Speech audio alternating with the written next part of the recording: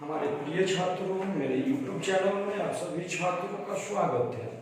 देखिए, आज के हम इस वीडियो में आपको रसायन विज्ञान यानी केमिस्ट्री के बारे में बताने जा रहे हैं, और वैसा रसायन विज्ञान जिससे कि हमारे प्रतियोगी परीक्षाओं में प्रश्न पूछे जाते हैं। हर बार जो हमारे रसायन विज्ञान में जिससे प्रश्न पूछे जाते हैं, उस सारे हम जो भी होता है हर एक थ्योरी को क्लियर करेंगे और आगे बढ़ते चलेंगे। तो ये जो मेरा वीडियो है ये स्पेशल नौकरी की तैयारी करने वाले छात्रों के लिए है। क्लियर?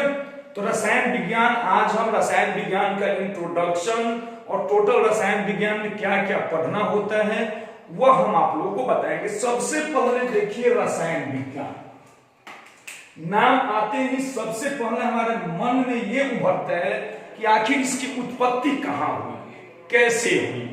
तो रसायन विज्ञान की उत्पत्ति मिस्र एक देश था, मिस्र में हुई थी रसायन विज्ञान की उत्पत्ति। रसायन विज्ञान की उत्पत्ति मिस्र में हुई थी। मिस्र में एक काली मिट्टी पाई जाती थी जिसे हम केमी बोला करते थे, केमी। यही केमी मिट्टी से, या इसको केमिया भी बोला जाता था, यही केमी से रसायन विज्ञान की उत्पत्ति हुई। तो रसायन विज्ञान की उत्पत्ति मिस्र में पाई जाने वाली काली मिट्टी केमी से रसायन विज्ञान की उत्पत्ति हुई। और हम आपको बताते चले कि सर्वप्रथम रसायन विज्ञान के अध्ययन को हम केमी टीचिंग ही बोलते थे। रसायन विज्ञान की उत्पत्ति को केमी टीचिंग बोला करते थे। तो रसायन विज्ञान मिस्र में पाई जाने वाली काली मिट्टी केमी से इसका उत्पत्ति हुआ, और रसायन विज्ञान के अध्ययन को सबसे पहले केमी टीचिंग बोला जाता था, केमी टीचिंग। और रसायन विज्ञान का उत्पत्ति किया किसने? तो एक हमारे वैज्ञानिक साहब थे, आपने नाम सुना होगा, हर बार कॉम्पिटिटिव एग्जाम में पूछा जाता है, लेबोजियर या कहीं कहीं लैम्बार्जे। लेबोजियर या लैम्बार्जे दोनों एक ही नाम है, लेबोजियर या लैम्बार्जे। रसायन विज्ञान का जनक लेबोजियर को बोला जाता है। क्लियर है ना? तो रसायन विज्ञान का परिचय हम देंगे। अच्छा, ये तो आपको पता है कि रसायन विज्ञान में पढ़ना क्या होता है? किसी भी पदार्थ के गुण, संगठन, संरचना इत्यादि का अध्ययन इसके अंतर्गत किया जाता है। मान लीजिए ये मार्कर ही है, तो आखिर ये बना कैसे, इसका कंपोजिशन क्या है, तो इसी कंपोजिशन के अध्ययन को रसायन विज्ञान कहा जाता है। तो रसायन विज्ञान के अंतर्गत पदार्थ के गुण, संगठन इत्यादि का अध्ययन किया जाता है। नॉर्मली हम इसको बोल सकते हैं, एक वैज्ञानिक हमारे थे जिनका नाम था आर हॉफमैन ने रसायन विज्ञान के बारे में बताया कि रसायन विज्ञान जो है मेरा अणु और परमाणु का विज्ञान है। मतलब आर हॉफमैन के अनुसार रसायन विज्ञान केवल अणु और परमाणु का ही विज्ञान है। मीन्स की रसायन अणु और परमाणु का अध्ययन कर लिए, मीन्स की रसायन विज्ञान का अध्ययन हो गया। तो सबसे पहले इससे आप एग्जाम में पूछेगा कि रसायन विज्ञान के जनक, तो लेबोजियर हिट कर दीजिएगा। रसायन विज्ञान की उत्पत्ति तो मिस्र में हुई थी। मिस्र में किस मिट्टी से हुई थी? तो केमी से हुई थी। कहीं कहीं मेरे प्रिय बच्चों केमिया भी देता है, केमिया, तो घबराना नहीं है, बात वही है। सर्वप्रथम रसायन विज्ञान के अध्ययन को केमी टीचिंग बोला जाता था। क्लियर है इतना? तो रसायन विज्ञान में किसी भी चीज का कंपोजिशन, प्रॉपर्टीज इत्यादि का अध्ययन किया जाता है। अब आइए रसायन विज्ञान का प्रारंभ, सबसे पहला जो चैप्टर है ये रसायन विज्ञान का परिचय था। सबसे पहला चैप्टर जो होता है nature of substance. Nature of substance के बारे में हम आपको बता दें, पदार्थ क्या है, नेचर ऑफ सबस्टेंस, पदार्थ की प्रकृति, इस सब के बारे में हम आपको बताते चले। देखिए, सबसे पहले हम इसका इंट्रोडक्शन दे रहे हैं। पदार्थ की प्रकृति। तो सबसे पहले पदार्थ क्या है? सबस्टांस क्या है, पहला प्रश्न। तो इसका देखिए बुक में जो एग्जाम्पल दिया जाता है, किताब में जो एग्जाम्पल दिया जाता है कि वे सभी पदार्थ या वे सभी वस्तुएं जिसमें द्रव्यमान हो, जो स्थान घेरे, विरोध प्रकट करे, इसको हम पदार्थ बोलते हैं। मतलब वे सभी वस्तुएं जिसमें द्रव्यमान हो, मींस की वजन हो, जो स्थान घेरे, विरोध प्रकट करे, उसे पदार्थ बोला जाता है। लेकिन मेरे प्रिय बच्चों, बोलचाल के भाषा में आप बोल सकते हैं ऑल थिंग्स सबस्टेंस। जितना भी वस्तुएं मुझे दिखाई देती है या हम महसूस करते हैं, वे सभी पदार्थ हैं। क्लियर है ना? तो कोई पूछेगा पदार्थ क्या है, तो नॉर्मली बोल दीजिएगा आप पदार्थ हैं। पदार्थ मतलब जितना भी चीज है। अब देखिए रसायन विज्ञान के अंतर्गत यही सबस्टांस का हम अध्ययन कर लेंगे, सबस्टांस का अध्ययन कर लेंगे तो मोटा मोटी रसायन विज्ञान का काम हो जाता है। तो सबसे पहले पदार्थ क्या है, पदार्थ समझ लिए। तो वे सभी वस्तुएं जिसमें द्रव्यमान हो, जो स्थान घेरे, विरोध प्रकट करे, पदार्थ कहते हैं। अब देखिए हम यहाँ पे पदार्थ का वर्गीकरण करने जा रहे हैं, इसको बांटने जा रहे हैं और उस सारे के बारे में हम अध्ययन करेंगे। तो सबसे पहले हम पदार्थ को दो भागों में बांटे। पदार्थ को हमने दो भागों में बांटा। पहला भौतिकी और दूसरा रासायनिक। भौतिकी और रासायनिक। अब देखिए भौतिकी को हमने तीन भागों में बांटा। भौतिकी को तीन भागों में बांटा, ठोस, द्रव और गैस। रसायन विज्ञान को हमने दो भागों में बांटा। सबसे पहले रसायन विज्ञान को हमने बांटा शुद्ध और मिश्रण। क्लियर है ना? अब देखिए शुद्ध को हमने फिर दो भागों में बांटा। शुद्ध को हमने बांटा तत्व और यौगिक। अब देखिए तत्व को हमने फिर तीन भागों में बांटा। आपको पता है धातु, अधातु और उपधातु। और यौगिक को हमने दो भागों में बांटा। आपको पता है कार्बनिक और अकार्बनिक। और मिश्रण को हमने दो भागों में बांटा, समांगी और असामांगी। बहुत सारे छात्र असमांगी को विषमांगी भी बोलते हैं, तो चलिए हम विषमांगी भी लिख दिए। तो ये हमने अभी तक वर्गीकरण किया, इसका हमने वर्गीकरण किया पदार्थ का। तो वर्गीकरण में मेरे प्रिय छात्रों आप ध्यान दीजिए, सबसे पहले वर्गीकरण में हम भौतिक और रासायनिक दो भागों में बांटे। भौतिक को तीन भाग, ठोस, द्रव और गैस। और रासायनिक को दो भाग, शुद्ध और मिश्रण। शुद्ध को हमने दो भागों में बांटा, तत्व और यौगिक। फिर तत्व को तीन भागों में बांटा, धातु, अधातु, उपधातु।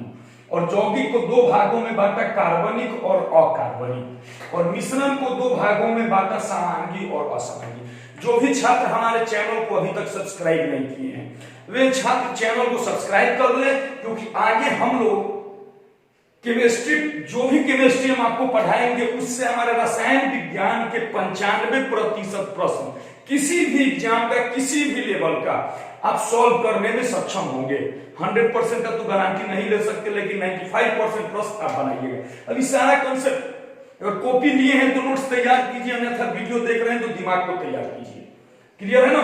तो देखिए यहाँ पे जो भी हम वर्गीकरण लिखे, इस सारे के बारे में हम पढ़ लेंगे और रसायन विज्ञान का काम खत्म। क्लियर है? तो आइए सबसे पहले हम भौतिक के बारे में पढ़ रहे हैं। भौतिक के बारे में मीन्स की ठोस, द्रव और गैस से हम इसको प्रारंभ कर रहे हैं और लास्ट तक इसको हम खत्म करके चलेंगे। तो आइए, ये वर्गीकरण हुआ, हमने सबको बांटा। अब देखिए यहां पे हम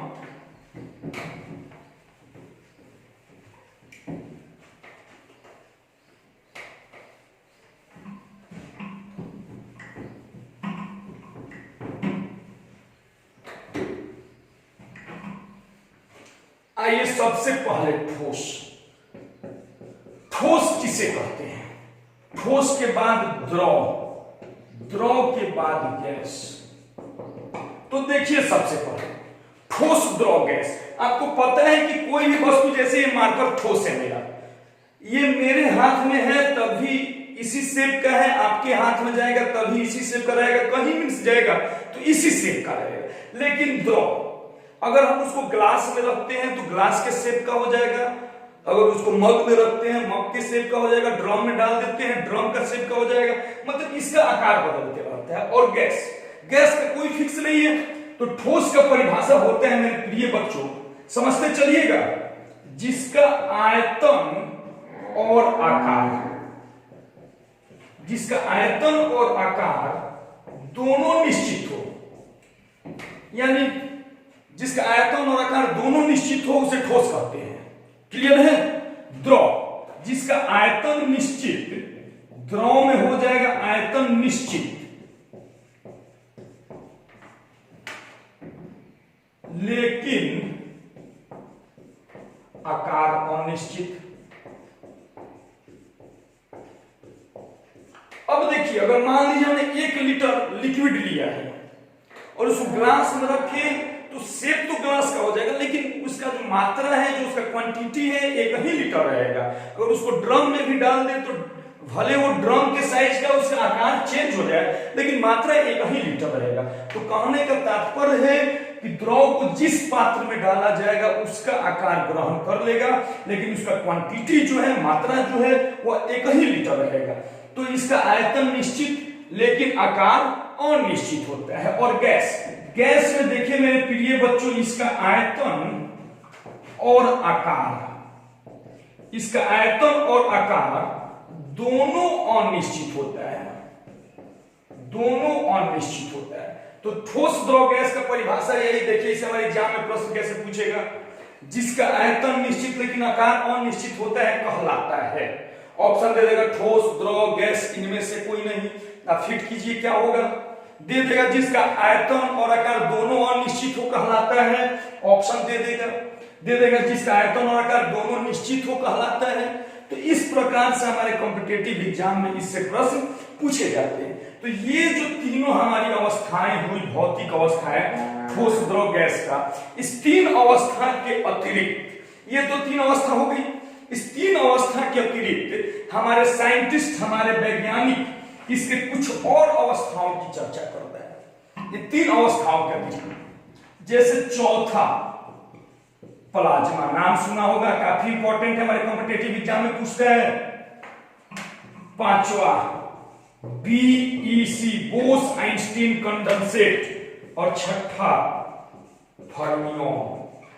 ये 3 अवस्था का चर्चा हमारे वैज्ञानिक और कर रहे हैं। फर्मियोन, तो देखिए प्लाज्मा से काफी हमारे एग्जाम में प्रश्न पूछे जा रहे हैं। पूछ देता है पदार्थ की चौथी अवस्थाएं कौन सी होती है, प्लाज्मा हिट कर देंगे। पदार्थ की 5वीं अवस्थाएं बोस आइंस्टीन कंडेंसेट, पदार्थ की 6ठी अवस्थाएं फर्मियोन। तो सबसे पहले प्लाज्मा देखिए, प्लाज्मा को पदार्थ की चौथी अवस्था कही जाती है। इस अवस्था में, ये जो अवस्था होता है, इसमें जो गैस होता है आयनीकृत गैस के रूप में होता है।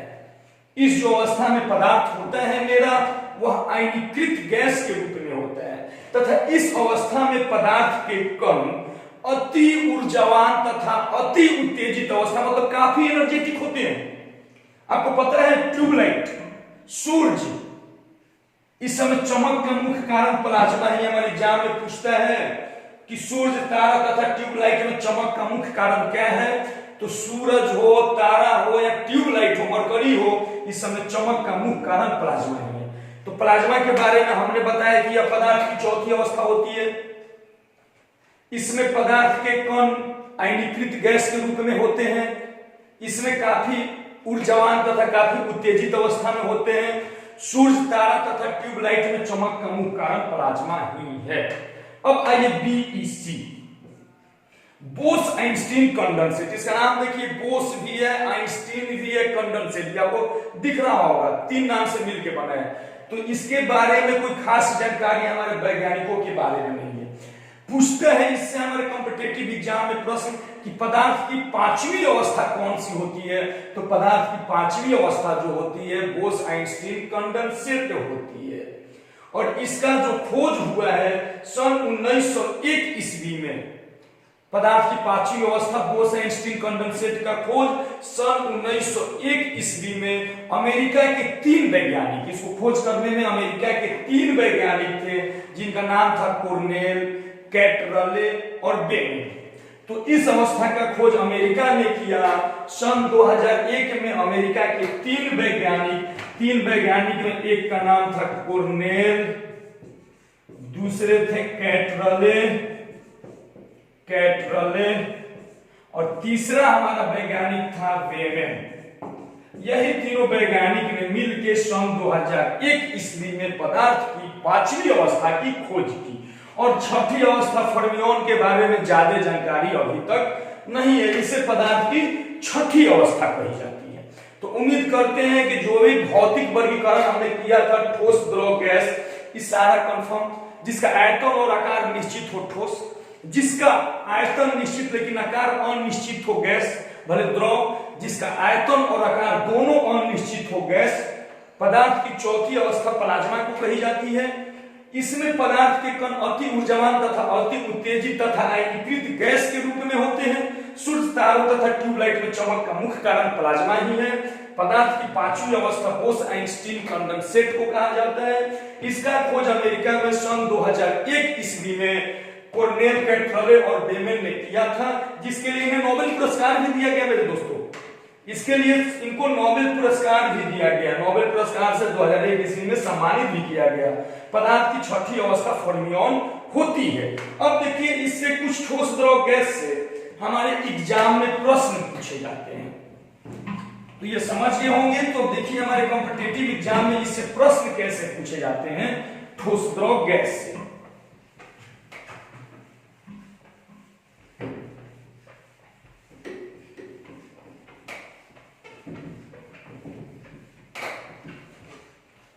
सबसे पहले जो भी प्रश्न पूछा जाता है, मेरा कोशिश रहेगा कि हर एक एग्जामिनेशन में पूछे जाने वाला प्रश्न आपका क्लियर हो जाए। सबसे पहले घनत्व में देखिए, सबसे अधिक घनत्व होता है ठोस का, समझिएगा। ठोस के बाद गैस का, ठोस के बाद द्रव का, ठोस के बाद द्रव का और द्रव के बाद गैस का। तो इससे प्रश्न पूछा जाता है। अगर आप एग्जाम में पूछ रहे कि किसका घनत्व सबसे अधिक होता है, ऑप्शन दे दे ठोस, द्रव, गैस, प्लाज्मा, तो हिट कर दीजिएगा ठोस। ठोस के बाद द्रव, द्रव के बाद गैस। इसके बाद अगला आपका आणविक बल जो होता है, आणविक बल, आणविक आकर्षण बल। आणविक आकर्षण बल मीन्स उसके अणु के बीच, जो भी उसका अणु हो, जो भी मॉलिक्यूल हो, अणु के बीच आकर्षण करने वाला बल, मतलब ज्यादा। तो आणविक बल देखिए, जो जितना ज्यादा कठोर होता है उसमें आणविक आकर्षण बल उतना ही अधिक होता है। तो ठोस का आणविक बल सबसे अधिक होता है, ठोस के बाद द्रव का होता है और द्रव के बाद गैस का होता है। इसी से मान लीजिए पूछ रहे कि निम्न में से किसमें सबसे कम आणविक बल, आणविक आकर्षण बल होता है, तो गैस से मारेंगे। सबसे अधिक पूछेगा तो ठोस का मारेंगे। तो सारे पॉइंट हमारे एग्जाम में पूछे जाते हैं। इसके बाद अंतरा आणविक, अंतरा आणविक नाम से कंफर्म है कि ज्यादा का अंतर, जिसमें अंतरा आणविक, अंतरा आणविक बल मतलब किसके अणु के बीच में ज्यादा अंतर होता है। तो मान लीजिए जिसमें आकर्षण बल कम होता है उसी में ज्यादा होता है, तो अंतरा आणविक बल में हो जाएगा सबसे अधिक गैस में अंतर होता है, गैस के बाद द्रव में होता है और द्रव के बाद ठोस में होता है। ठोस में सबसे कम होता है अंतरा आणविक बल, इसीलिए ये ज्यादा कठोर होते हैं। इसके बाद मान लीजिए गतिज ऊर्जा पूछ ले, किसमें गतिज ऊर्जा ज्यादा होता है, तो गतिज ऊर्जा में भी मेरे प्यारे बच्चों सबसे अधिक होता है गैस का। गैस का गतिज ऊर्जा सबसे अधिक, गैस के बाद द्रव का और द्रव के बाद ठोस का। वीडियो को शुरू से अंत तक देखिएगा, एक भी प्रश्न नहीं छूटेगा, ये मेरा दावा है आपसे। इसके बाद अगर आपसे विसरण पूछ दे कि सबसे अधिक विसरण, अभी विसरण हम तुरंत पढ़ाएंगे, विसरण का दर सबसे अधिक किसमें होता है, तो विसरण भी अगर आपसे पूछ दे तो विसरण भी सबसे अधिक होता है गैस में, गैस के बाद द्रव में और द्रव के बाद ठोस में। विसरण के बाद अगला पॉइंट अगर आपसे पूछ दे उष्मीय प्रसार, प्रसार में तो मतलब फैलाव होता है, कौन ज्यादा फैलता है। अगर आपसे उष्मीय प्रसार पूछ दे, उष्मीय प्रसार, तो उष्मीय प्रसार भी सबसे अधिक गैस का, गैस के बाद द्रव का और द्रव के बाद ठोस का। ये सारे जो हमने पॉइंट लिखवाए आपके एग्जामिनेशन के व्यू से काफी इंपॉर्टेंट है, हर बार ये हमारे कॉम्पिटिटिव एग्जाम में पूछा जा चुका है। तो सबसे अधिक घनत्व तो ठोस का, उसके बाद द्रव का, उसके बाद गैस का। आणविक आकर्षण बल सबसे अधिक ठोस का, अंतरा आणविक, ये देखिए ये सटने वाले बल को आणविक आकर्षण और ज्यादा गैपिंग वाला को अंतरा आणविक, तो सबसे अधिक गैस का, उसके बाद द्रव का, उसके बाद ठोस का। गतिज ऊर्जा भी गैस का सबसे अधिक, विसरण भी गैस का सबसे अधिक, उष्मीय प्रसार भी गैस का सबसे अधिक। ये सारे पॉइंट हमारे एग्जाम में पूछे जाते हैं। चलिए अभी यहाँ पे विसरण आया था, तो हम विसरण टॉपिक इसके बाद आपको पढ़ा दे। ठोस द्रव गैस से इतना चीज, आप इतना जो भी हम टॉपिक लिखवाएं, जो भी पॉइंट लिखवाएं, आप याद रखिएगा, ये हमारे कॉम्पिटिटिव एग्जाम में अक्सर पूछे जाते हैं। इसके बाद ये विसरण टॉपिक देखिए होता क्या है विसरण, तो आइए हम आपको विसरण बता दें।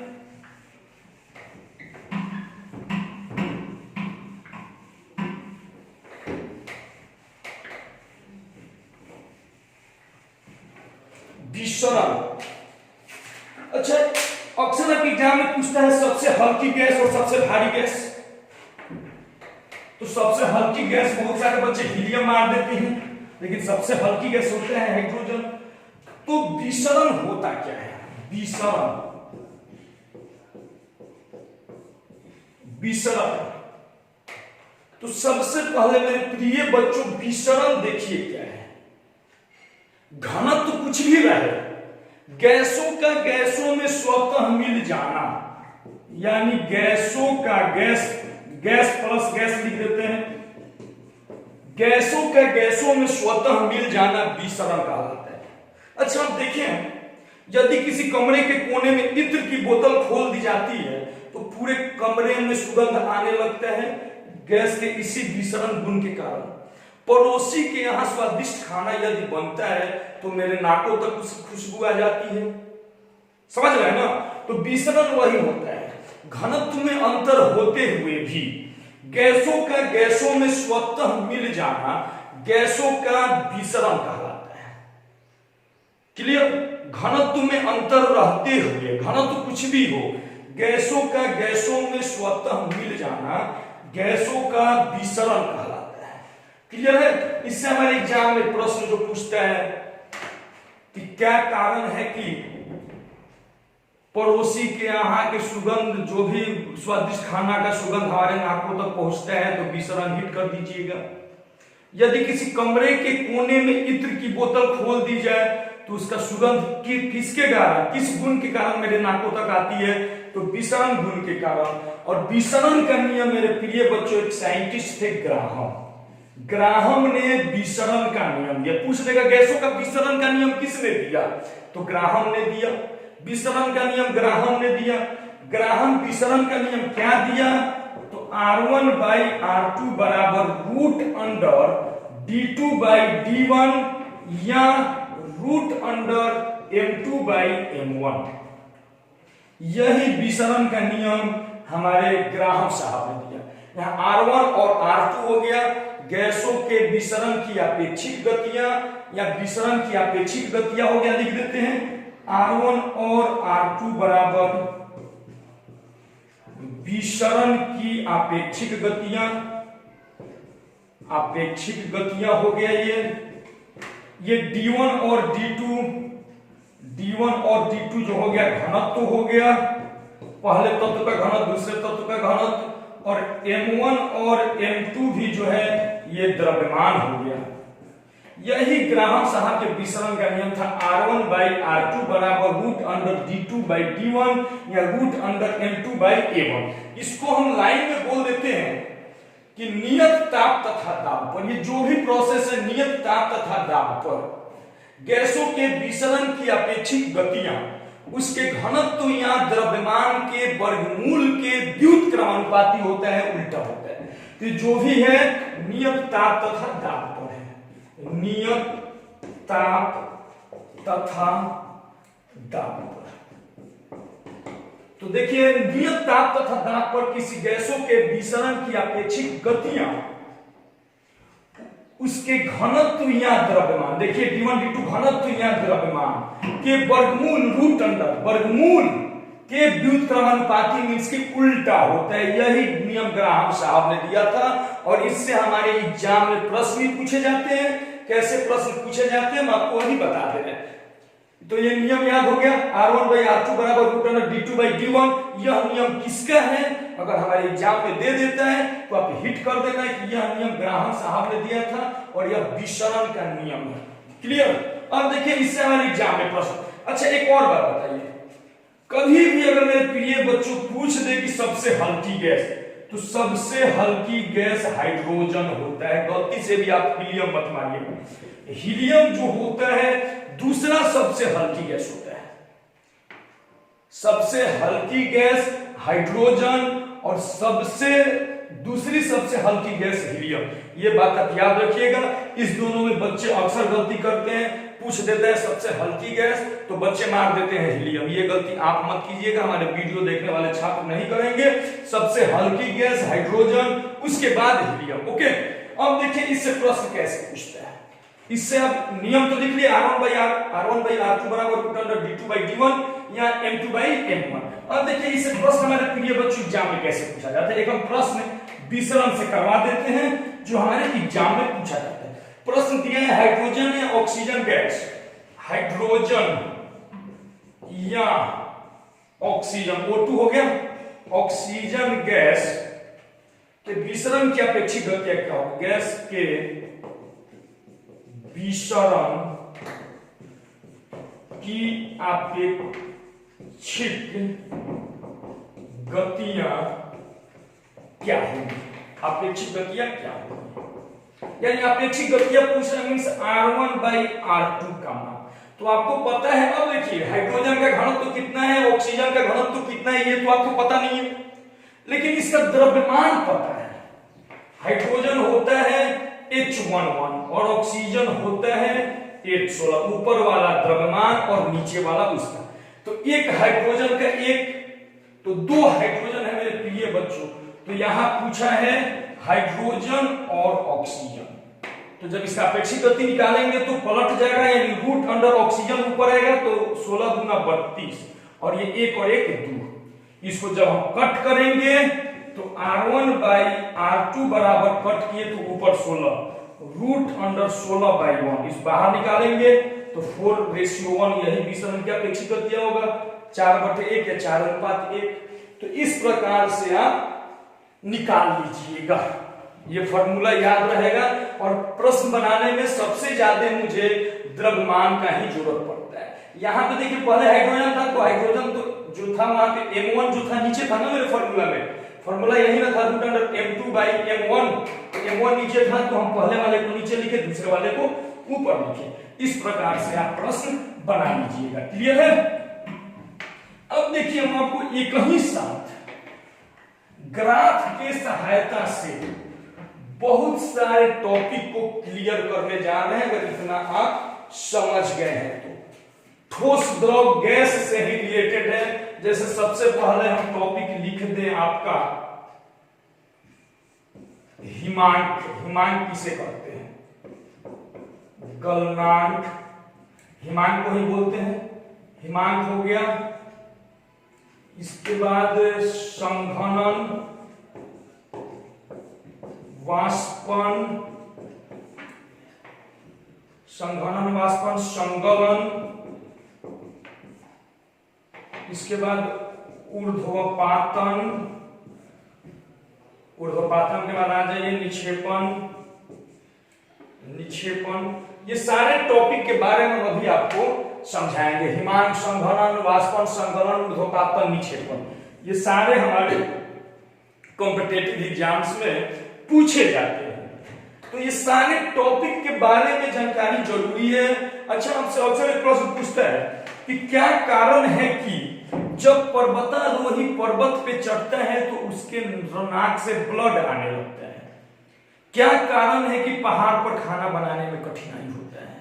ये सारे टॉपिक जो है बहुत सारे बच्चों को नहीं पता होगा, हिमांक पूछेंगे नहीं पता होगा। तो देखिए, इस सबको हम ग्राफ के मदद से आपको बता दें। सबसे पहले हमने लिखा ठोस, इसके बाद द्रव और इसके बाद गैस। तो समझिए, ठोस से द्रव में बदलना, कोई भी ठोस है उसको द्रव में बदलने के लिए गर्म करना पड़ेगा, यानी टेम्परेचर देना पड़ेगा, प्लस टेम्परेचर। तो ठोस का द्रव, मान लीजिए ठोस से पानी हो गया, तो इसको जब भी ठोस है द्रव हो जाता है तो क्या बोलते हैं? गल गया, यानी इसको बोलते हैं संगलन। तो देखिए इसका परिभाषा संगलन का क्या हो जाएगा? ठोस का द्रव में बदलना, ठोस से द्रव में बदलना संगलन कहलाता है। और इसके लिए तापमान ज्यादा देने की जरूरत होती है, टेम्परेचर को बढ़ाना पड़ता है। इसी का अपोजिट देखिए, कोई द्रव है और ठोस बन गया, यानी जम गया, तो जमने के लिए टेम्परेचर कम करना पड़ता है, मतलब इसके लिए माइनस का, और इसको हम बोलते हैं हिमांक, यानी जम गया, हिम बन गया, बर्फ बन गया। तो देखिए इससे दो टॉपिक क्लियर हो गया, एक संगलन और एक हिमांक। तो ठोस का द्रव में बदलना संगलन कहलाता है और द्रव का ठोस में बदलना हिमांक कहलाता है। ठोस को द्रव में बदलने के लिए टेम्परेचर बढ़ाने की जरूरत पड़ेगी और द्रव को ठोस में बदलने के लिए टेम्परेचर कम करने की जरूरत पड़ेगी। मींस हम आपको एक ग्राफ पे इसको समझा देते हैं। अब देखिए, द्रव का गैस में बदलना, कोई द्रव है, पानी है, गैस बन गया। जैसे मान लीजिए पानी गर्म करते हैं तो गैस बन जाता है, तो द्रव का गैस में बदलना वाष्पन कहलाता है। और इसके लिए भी मान लीजिए पानी गैस में गर्म कर रहे हैं, मतलब गैस चूल्हा ले लिए किसी, तो उसके लिए भी टेम्परेचर हम देते हैं, ताप बढ़ाते हैं, तब तो गर्म होता है। तो द्रव का गैस में बदल जाना वाष्पन कहलाता है, इसके लिए टेम्परेचर देना पड़ता है। अब देखिए कोई गैस है, जैसे ठंड के दिनों में आप देखते होंगे हेलमेट पहन के बाइक चलाते हैं ठंड के दिन में, तो वहां पर देखिएगा पानी का बूंद जम जाता है। कार चला रहे तो कार के शीशा में अंदर से पूरा पानी के जैसे शीशा पे हो जाता है, ध्यान दिए होंगे। या जैसे मान लीजिए हम पानी को गर्म कर रहे हैं, चावल बना रहे हैं, तो उसके ढक्कन पे देखिएगा पानी का बूंद जमा होता है। तो सबसे पहले मान लीजिए हम यहाँ पानी रखें, यहाँ पे हम पानी को गर्म कर रहे हैं, तो ये सबसे पहले देखिए यहाँ पे जब पानी को गर्म कर रहे हैं तो यहाँ पे हमारा वाष्पन का क्रिया होगा और फिर इस ढक्कन पे जाके ये बूंद बूंद जम गया, मतलब यहाँ पे मेरा संघनन हो गया, ठीक है ना, यही होता है। तो गैस का द्रव में बदलना संघनन कहलाता है और इसके लिए टेम्परेचर कम करने की जरूरत पड़ती है, ताप को कम करना पड़ता है। तो गैस का द्रव में देखिए यहाँ पे चारों डिफिनीशन क्लियर। ठोस का द्रव में बदलना संगलन कहलाता है और इसके लिए टेम्परेचर देने की जरूरत पड़ती है। दूसरा, द्रव का ठोस में बदलना हिमांक कहलाता है, इसके लिए कम तापमान की जरूरत होती है। द्रव का गैस में बदलना वाष्पन कहलाता है और इसके लिए ज्यादा टेम्परेचर देने की जरूरत होती है। और गैस का द्रव में बदलना संघनन कहलाता है और इसके लिए कम टेम्परेचर देने की जरूरत होती है। अब देखिए इसी वाष्पन से हमारे एग्जाम में प्रश्न पूछता है। अभी इस वाष्पन से भी समझा देते हैं, उसके बाद इससे कैसे प्रश्न पूछते हैं इसको अलग हम आपको बताएंगे।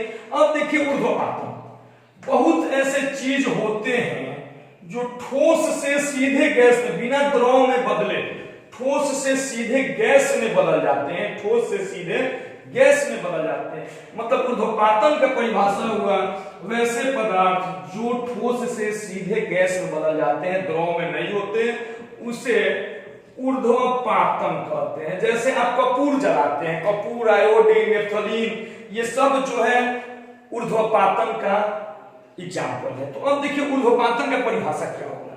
ठोस से सीधे गैस में परिवर्तित हो जाना ऊर्ध्वपातन कहलाता है। और वैसे पदार्थ जो ठोस से सीधे गैस में बदल जाते हैं ऊर्ध्वपातित पदार्थ कहलाते हैं। एग्जाम्पल में कपूर, आयोडीन, गंधक, शुष्क बर्फ यानी ठोस, CO2, नेफ्थलीन, आयोडोफॉर्म, बेंजोइक अम्ल, नौसादर, ये सारा हो जाएगा। सबसे बढ़िया एग्जाम्पल आप लोग को याद रहता है कपूर का, तो चलिए हम कपूर ही बोल देते हैं। तो ठोस से सीधे गैस में बदल जाना ये मेरा हो गया ऊर्ध्वपातन। और इसके लिए भी टेम्परेचर जो है ताप बढ़ाना पड़ता है, टेम्परेचर देना पड़ता है। अब देखिए निक्षेपण, गैस से सीधे ठोस में बदलना। अब अच्छा कभी देखें पहाड़ी इलाका में जाते हैं जहां बर्फबारी होता है, वहां देखिएगा ऊपर बर्फ गैस के रूप में होता है और नीचे आते आते बर्फ बन जाता है। वो पानी में चेंज नहीं होता है, ऊपर गैस के रूप में था और नीचे आते आते सीधे ठोस बन गया, बर्फ बन गया, तो उसी को निक्षेपण बोलते हैं। यानी गैस से सीधे ठोस में बदल जाना ये मेरा निक्षेपण कहलाता है, निक्षेपण कहलाता है। क्लियर है?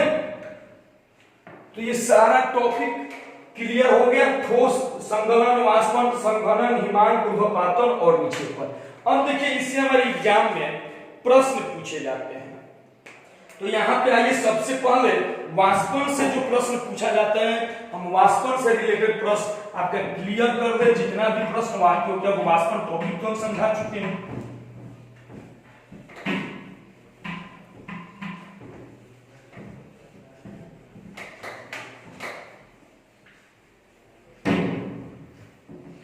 देखिए जिस द्रव का बॉइलिंग पॉइंट, सबसे पहले बॉइलिंग पॉइंट होता है, आपने क्वथनांक जानते होंगे, क्वथनांक, बॉइलिंग पॉइंट मतलब वह बिंदु जिस पर कोई द्रव उबलने लगता हो, खौलने लगता हो, वही उस द्रव का बॉइलिंग पॉइंट होता है, क्वथनांक होता है। जैसे शुद्ध जल का आपको पता है बॉइलिंग पॉइंट 100 डिग्री सेल्सियस होता है और फ्रीजिंग पॉइंट हिमांक बिंदु 0 डिग्री सेल्सियस होता है।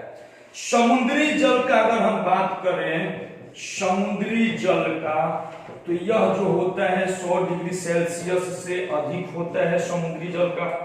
इसी प्रकार से अगर हम भारी जल का बात करें, याद रखिएगा भारी जल का होता है 101.4 और ईथर का होता है मात्र 34 डिग्री सेल्सियस। ये इतना बॉइलिंग पॉइंट आप याद रखिएगा। ये बॉइलिंग पॉइंट जो है, सबसे पहले बॉइलिंग पॉइंट होता क्या है, तो वह बिंदु, वह न्यूनतम बिंदु जिस पर कोई द्रव उबलने लगता है, वही उस द्रव का बॉइलिंग पॉइंट होता है। तो देखिए सबसे पहले बॉइलिंग पॉइंट जो होता है मेरा, नीचे लिख देते हैं, बॉइलिंग पॉइंट समानुपाती होता है वायुमंडलीय दाब का। वायुमंडलीय दाब का, आपको पता है ना, वायुमंडलीय दाब को बैरोमीटर द्वारा मापा जाता है। तो इससे हमारे एग्जाम में प्रश्न पूछता है। देखिए द्रव का बॉइलिंग पॉइंट घटने से, द्रव का बॉइलिंग पॉइंट घटेगा तो ताप में कमी आएगा, द्रव का बॉइलिंग पॉइंट बढ़ेगा तो ताप में वृद्धि होगा। तो ये बात याद रखिएगा कि द्रव का बॉइलिंग पॉइंट बढ़ने से ताप में वृद्धि होगा और द्रव का बॉइलिंग पॉइंट घटने से ताप में कमी होगा। क्लियर है? अब देखिए समुद्र तल से, आपको पता है कोई भी ऊंचाई या गहराई समुद्र तल से ही मापा जाता है। तो समुद्र तल से ऊपर या नीचे जाने पर हमेशा, काफी इंपॉर्टेंट है, इसको VVA करके नोट करना मेरे प्रिय बच्चों, VVA करके और याद रखिएगा कि समुद्र तल से ऊपर जाए तब भी और नीचे जाए तब भी हमेशा वायुमंडलीय दाब में कमी होती है। इसी के कारण जब आप गहराई में जाते हैं तो आपका दम घुटने लगता है और जब ऊंचाई पे जाते हैं तो उस समय भी नाक के रास्ते ब्लड निकलने लगता है। तो समुद्र तल से ऊपर, समुद्र तल से ऊपर जाइएगा तब भी कम और नीचे जाइएगा तब भी कम। तो समुद्र तल से ऊपर या नीचे जाने पर वायुमंडलीय दाब का मान क्रमशः बढ़ता है। अच्छा एक प्रश्न हमारे एग्जाम में पूछता है कि यदि दिल्ली में पानी 100 डिग्री सेल्सियस पे उबलता है तो यह नैनीताल में कितने डिग्री सेल्सियस पर उबलेगा?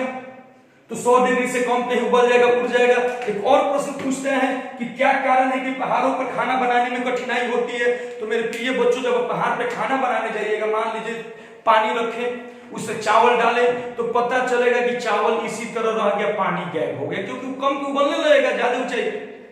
अभी हम बताएं कि दिल्ली में पानी 100 डिग्री सेल्सियस पे उबल रहा है, तो नैनीताल में 100 डिग्री से कम पे उबलने लगेगा। तो सबसे पहले देखिए, याद रखिए, समुद्र तल से ऊपर या नीचे जाने पर वायुमंडलीय दाब हमेशा कम होता है। समुद्र तल से ऊपर या नीचे जाने पर वायुमंडलीय दाब का मान हमेशा कम होता है। यही कारण है कि,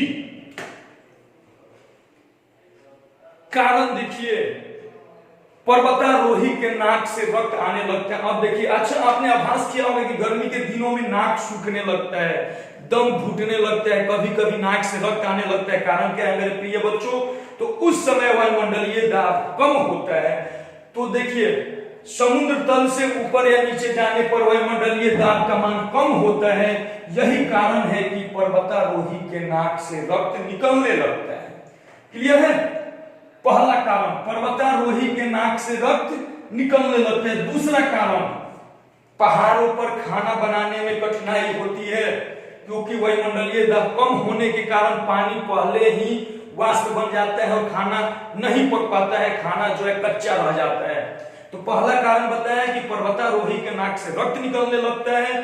दूसरा कारण, पहाड़ों पर खाना बनाने में कठिनाई होता है। तीसरा, दिल्ली में पानी यदि 100 डिग्री पे उबल रहा है तो नैनीताल में 100 डिग्री सेल्सियस से कम पर उबलेगा। और चौथा रीजन, हाइड्रोजन या हीलियम गैस से भरा गुब्बारा कुछ ऊंचाई पर जाने के बाद फट जाता है, क्योंकि जहां उसका बराबर हुआ वहां पे फट जाता है। तो पूछता है, एक और बताइए, एक गुब्बारा में हम हीलियम गैस भरे और दूसरे में ऑक्सीजन भरे, तो पहले ऊपर कौन जाएगा? तो हीलियम वाला हल्का है तो हीलियम वाला ऊपर जाएगा। ये भी प्रश्न पूछता है, तो जो गैस हल्की होगी ज्यादा ऊपर जाएगी, जो भारी होगा कम हो जाएगा। अब मान लीजिए हीलियम भर दिए, इस तीनों में कंपेयर करें तो हाइड्रोजन वाला ज्यादा ऊपर जाएगा, उसके बाद हीलियम, तो ऑक्सीजन। तो ये भी याद रखिएगा। तो अगर आपसे पूछ देगा कि पहाड़ों पर खाना बनाने में कठिनाई क्यों होती है, तो वहां पे वायुमंडलीय दाब का मान कम होता है। क्लियर है? तो ये सारे चीज आप याद रखिएगा। तो समुद्र तल से ऊपर खाना बनाने में कठिनाई क्यों होती है, या पानी क्यों पहले उबल जाएगा, अक्सर पूछ देता है। अब देखिए, हम आपको पढ़ाने जा रहे हैं पदार्थ में होने वाले परिवर्तन। इतना टॉपिक तो हो गया। अब आइए यहाँ पे परिवर्तन हम पढ़ लेते हैं।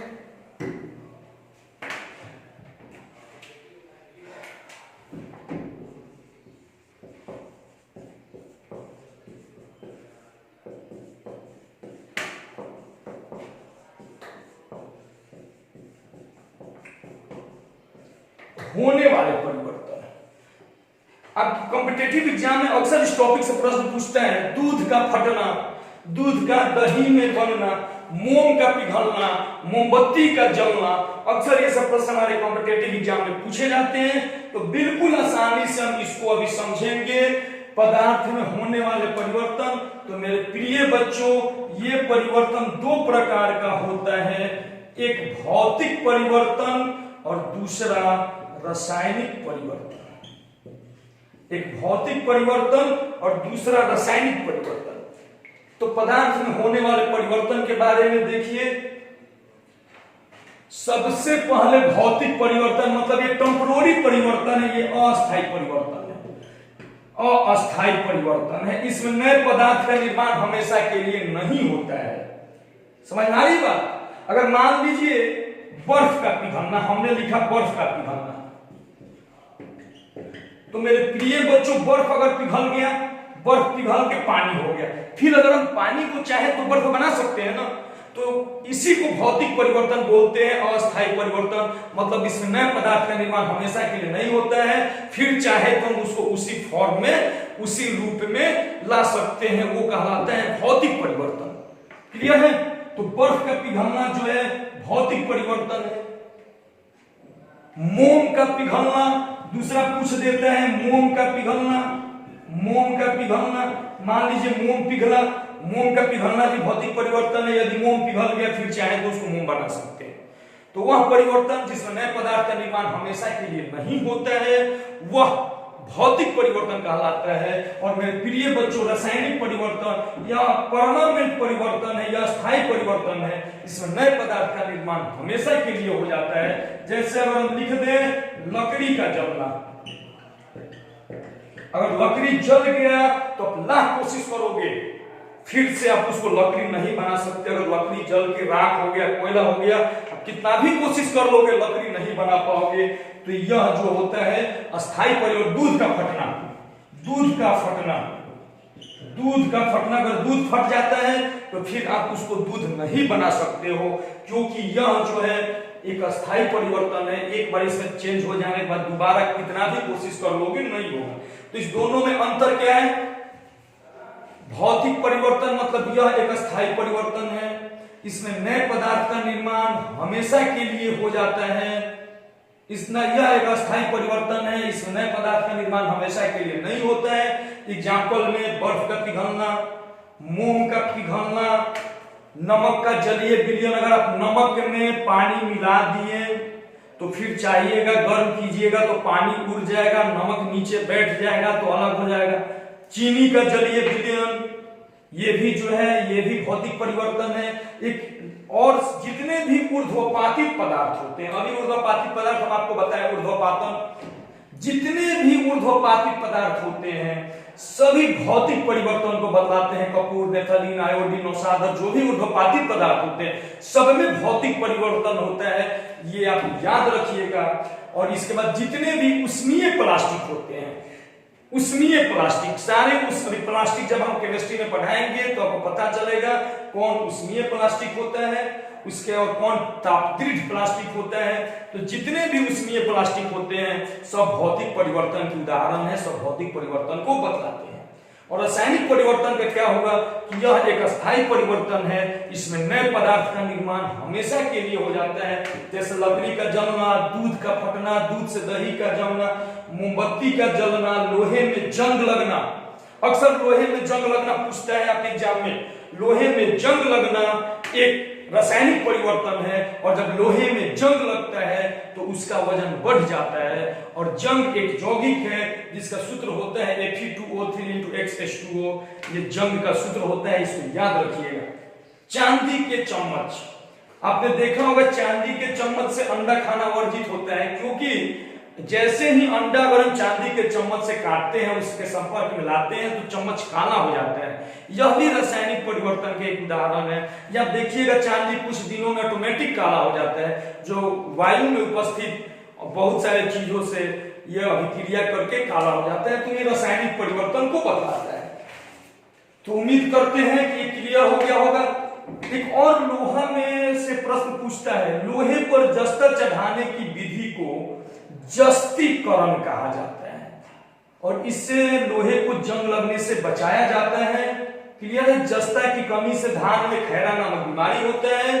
और एक और बात, जंग लगने के लिए मेरे प्रिय छात्रों, जंग कब लगेगा? तो केवल अगर नमी होगा तो जब आपने देखा है लोहा में अगर कोई पानी में किसी लोहे को डाल देते हैं तो उसमें जंग नहीं लगता है। जब उसको नमी और हवा दोनों मिलेगा, पानी में डाले निकाल कर रख दीजिए जंग लग जाएगा, लेकिन उसको आप पानी में डाले रहेंगे तो उसमें जंग नहीं लगेगा। तो जंग लगने के लिए हवा और नमी दोनों चीज की आवश्यकता होती है, ये बात आप याद रखिएगा। आज के वीडियो में इतना ही। अगले वीडियो में हम आपको बताएंगे तत्व, यौगिक और मिश्रण के बारे में, आगे पढ़ाएंगे। ये सारा परिचय था और हमने जो भी इसका बेसिक था सारे बेसिक को क्लियर किए। इस वीडियो को ज्यादा से ज्यादा शेयर कीजिए ताकि हर एक नौकरी की तैयारी करने वाले छात्रों के पास पहुंचे, और ज्यादा से ज्यादा शेयर कीजिए। जो छात्र हमारे चैनल को सब्सक्राइब नहीं किए हैं वो सब्सक्राइब कर दें, और जो हमारे नए व्यूअर हैं अगर वीडियो पसंद आई हो तो लाइक, शेयर, सब्सक्राइब और लास्ट में बेल आइकन के बटन को दबाएं कि कोई भी अगर हम वीडियो अपलोड करें तो सबसे पहले आप तक पहुंचे। धन्यवाद।